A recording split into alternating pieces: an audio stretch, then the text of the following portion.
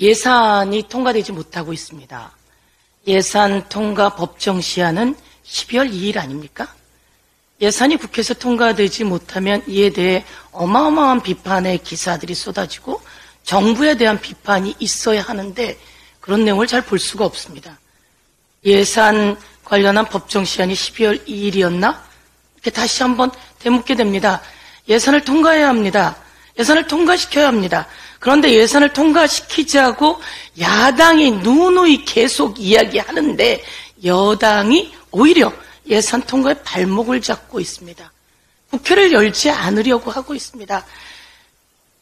국힘당은 예산을 통과시키지 않을 그럴 힘이 없습니다. 이것은 용산에서 허락을 하지 않기 때문 아닙니까? 용산 대통령이 예산 빨리 통과시키라고 해야 되는 거 아닙니까? 국민이 쓰셔야 될 예산을 제대로 통과시키지 못하는 것은 용산의 윤석열 대통령 책임입니다. 그리고 국힘당의 책임입니다. 국힘당 그리고 용산이 내놓은 정부의 예산안에는 청년 예산들이 다 빠져 있습니다. 내일 체험 공제 그리고 청년들의 급여를 지원하는 예산 등이 약 6천억 전체를 다 합치면 약 1조 정도 됩니다. 희귀질환 등의 예산은 아예 없다고 봐야 할 정도로 참 비정한 예산을 만들어놨습니다. 경제를 다 망가뜨렸습니다.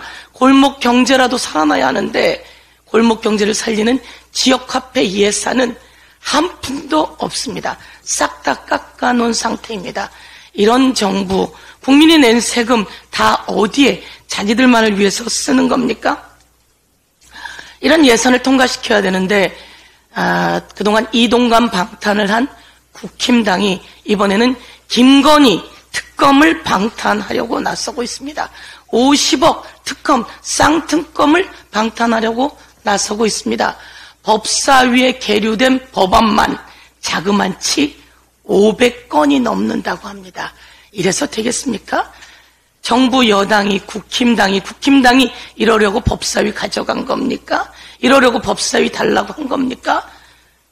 자그마치 500건이 계류되고 있는 것에 대해서 강하게 질타하면서 법사위 빨리 열어서 주요한 법안들 통과시켜야 된다 이렇게 말씀 드리겠습니다. 정말 무능한 윤석열 정부입니다. 보수는 유능하다고 그렇게 떠들어댔습니까? 그런데 보수, 윤석열 정부는 제대로 된 합리적인 보수도 아니고 무능하기 짝이 없는 정부입니다. 경제 다 망가뜨려 놓고 그리고 방통위원장으로 언론 장악하고 언론 입막음 하려던 이동관 탄핵시키려 했더니 도주했습니다.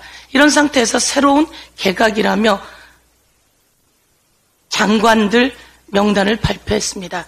경제를 망가뜨린 추경호 장관 지역구 나간다고 떠났습니다. 그런데 그 뒤를 잇는 최상목 당시 용산 경제수석이었죠. 그리고 탈중국을 외치던 사람 아닙니까? 그래서 이 경제를 망가뜨리는데 가장 주요한 역할을 했던 사람 아닙니까?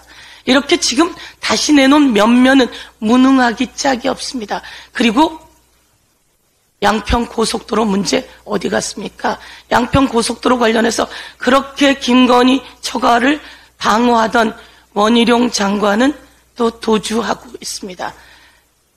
정청래 의원이 방송을 틀었는데요. 원희룡 장관에게 정광훈 목사가 주도하는 집회에 갔다 이렇게 얘기를 했더니 정광훈 만난 적 없다 이렇게 얘기를 했습니다. 그런데 바로 거짓말인 게 드러났죠. 정광훈이 있는 방까지 찾아가고 거기서 정광훈을 만나는 모습이 드러났습니다. 이거 총선 출마하려고 하면 바로 허위사실 유포에 해당됩니다. 거짓말이 바로 드러났어요. 참으로 안타깝다 이렇게 말씀드리고요. 서울의 봄이 영화 서울의 봄이 관객수 500만을 넘었다고 합니다. 주로 관객이 2030 사람들이라고 합니다. 서울의 봄을 보면서 그 당시 저렇게 쉽게 쿠데타가 있었고 그것이 용인되었나. 그때 용인했던 성공한 쿠데타는 처벌할 수 없다고 했던 당시 검찰 주역들이 국힘당 국회의원들을 했습니다. 그 서울의 봄을 꼭 보십시오. 서울의 봄을 보면 현재 윤석열 정권과 이렇게 데자뷰가 될 수 없다. 이런 이야기들을 하고 있습니다. 다시 한번 서울의 봄을 같이 보면서 엄청난 군사 독재, 총칼을 거누던 군사 독재와 싸워가던 우리들, 그리고 현재 검찰 독재와 싸워가는 우리들을 다시 한번 힘내게 해 주십시오. 이상입니다.